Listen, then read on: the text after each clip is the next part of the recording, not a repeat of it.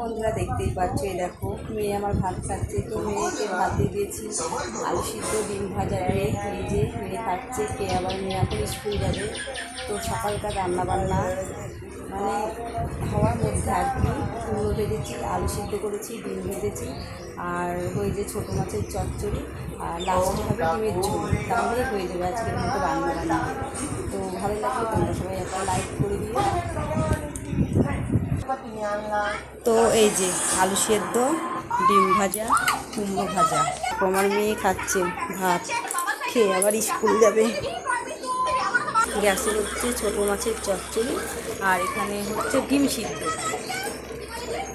ডিমের ঝোল হলেই রান্না আমার আজকের মতো কমপ্লিট হয়ে যাবে। তো ভালো লাগলে আমাদের ভিডিও তোমরা সবাই কিন্তু অবশ্যই লাইক, কমেন্ট, শেয়ার, সাবস্ক্রাইব করে দিও। টাটা, দেখা হচ্ছে পরের ভিডিওতে।